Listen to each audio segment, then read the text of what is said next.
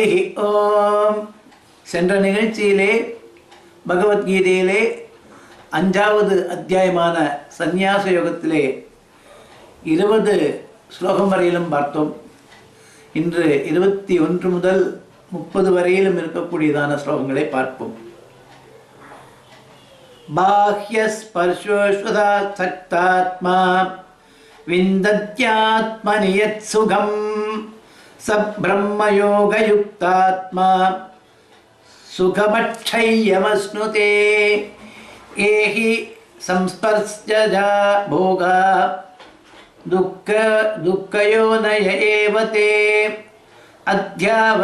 अध्यान्तवन्तः कौन्तेय न तेषु रमते बुधः शक्नोतीहैव यः सोढुं प्राक्शरीरमिवोक्षणात् क्रामक्रोधोद्भवं वेगं सयुक्तः स सुखी नरः योऽन्त सुखोऽन्तरारामः तथान्तर्ज्योतिरेव यः स योगी ब्रह्मनिर्वाणं ब्रह्मभूतोऽधिगच्छति लभन्ते ब्रह्मनिर्वाणं ऋषयः क्षीणकल्मषाः छिन्नद्वैतायतात्मानः सर्वभूतहिते रताः कामक्रोधवियुक्तानां यतीनां यतचेतसाम् अभिधो ब्रह्मनिर्वाणं वर्तते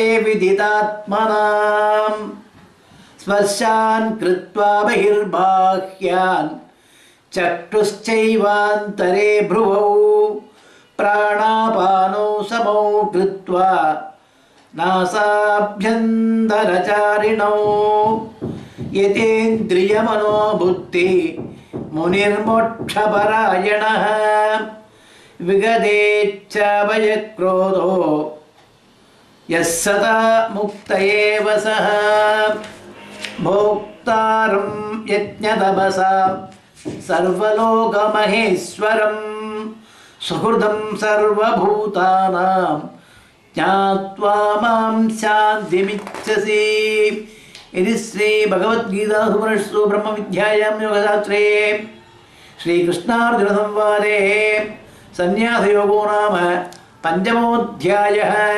அப்படியாக 5வது அத்தியாயமான சந்நியாச யோகம் இங்கே நிறைவு பெறுகிறது. இதன் தொடர்ச்சியாக அடுத்த நிகழ்ச்சியிலே தியான யோகத்தை பார்க்க போகின்றோம். 6வது அத்தியாயமாக தியான யோகம் அடுத்த நிகழ்ச்சியில் பார்க்க போகின்றோம். வணக்கம்.